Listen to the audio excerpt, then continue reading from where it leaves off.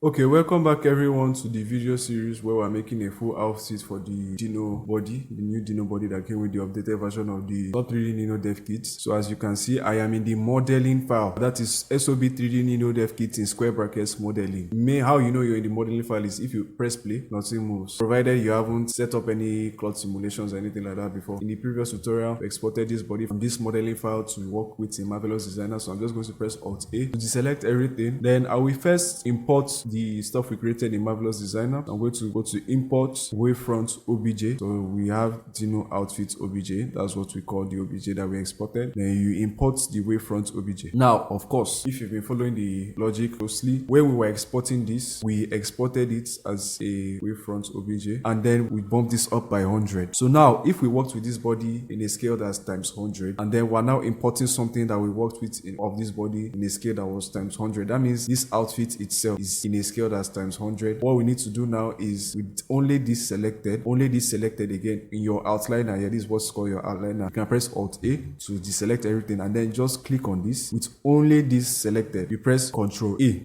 All transforms. What this does, this all transforms, what it does is that when you're scaling down, it doesn't glitch out or anything like that. So that's what it just applies all the transforms of the object. Then you press S, you type point, that's full stop, period, 0.01, and now we can see our outfit. So all we need to do now is press enter. Then we do the Ctrl A again and apply all transforms again. So that locks in the scaling that we just did. So let's just go ahead and do our UV maps for this and set up materials for this item very quickly.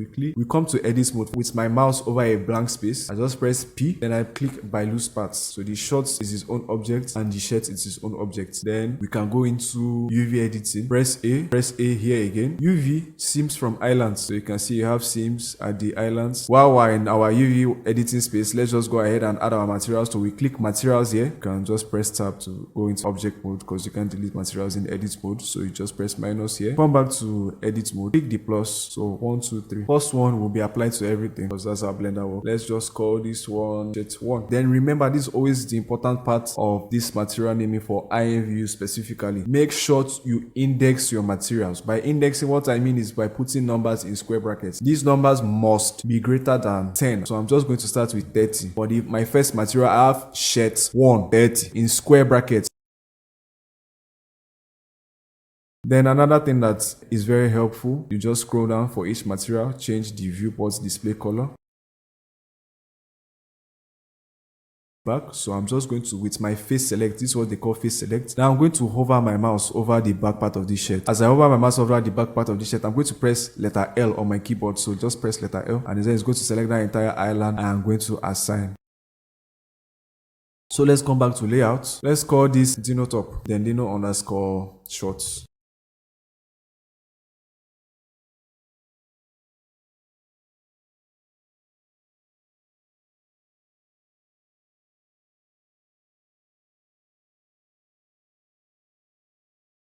So now you can see we've set up our UV maps. Let's get into the nitty-gritty of today's tutorial, shoes. So the first thing I'm going to do is I'm going to select everything using my shift select. I'm going to press H to hide them. So I press H. Then I come to my feet. I start by pressing Shift A, mesh plane. Press 7.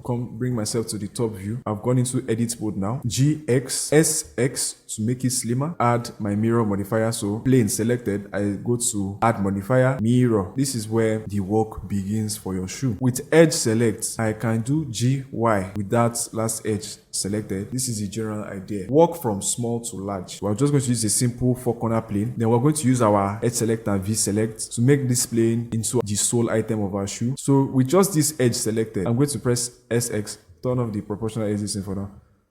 SX. Okay.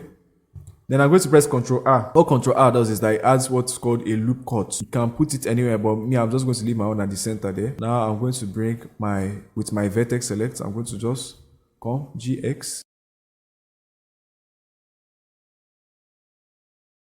You can also select multiple vertices at the same time. Then I can do another loop cut here.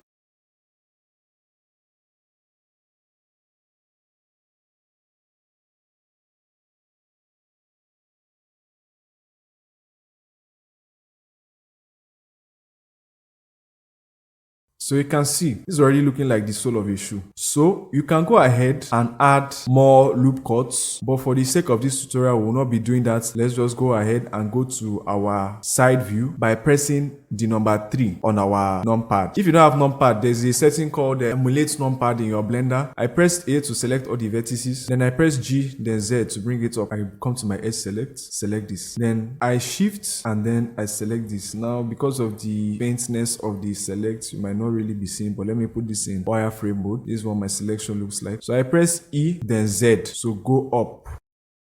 I'm sure you get the idea of what we're trying to do now. Let's just go into our object mode. We press W or whatever brings up this menu, shades mode. Now we're going to go into that wireframe mode by pressing Z, wireframe. Then we're going to be using our B. When you have your B in wireframe mode, you can just hover over 2 vertices like this and G. So you're not just moving only the one on the left, but you're also moving the one on the right.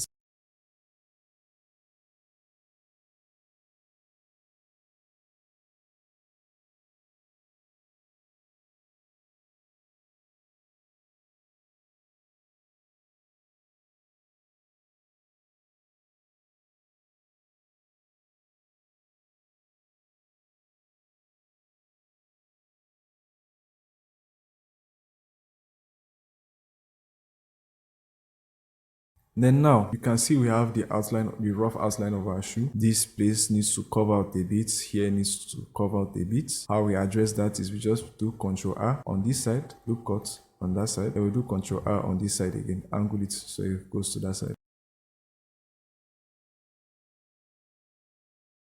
You can just do this, select one, shift select the second one, F. What we can do now is we can press Ctrl R, add a loop cut in the center.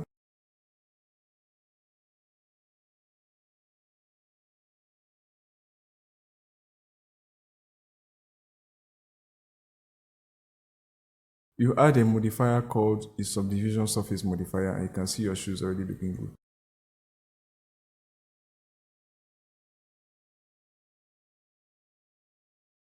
This lower part obviously wants it to be a bit more rigid. All you have to do is add a loop cut here. You just bring it down, drag your loop cut down like this.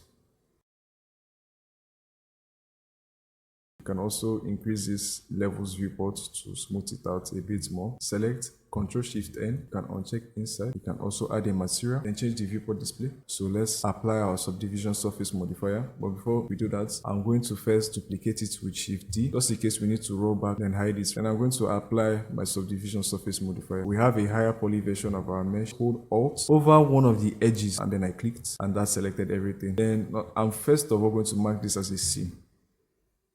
So mark as C, E, then Z. You can come to face fill, grid fill. You play with the offset until you get something straight. You can increase the number of faces until you get something like this. Then I am going to use with my face select and hover over one of the faces. I'm going to press L and I'm going to press Ctrl Shift N, and that basically is our shoe item. Let's go ahead and do the UVs for our shoes.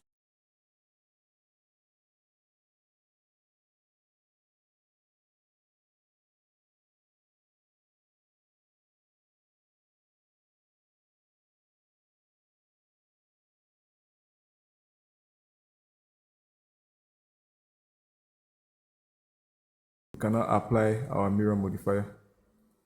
And those are our shoes. Hope that this tutorial was helpful. Be sure to stick around for the next part of the tutorial. We'll just be making a simple accessory. Thank you very much for watching and see you in the next video in this series.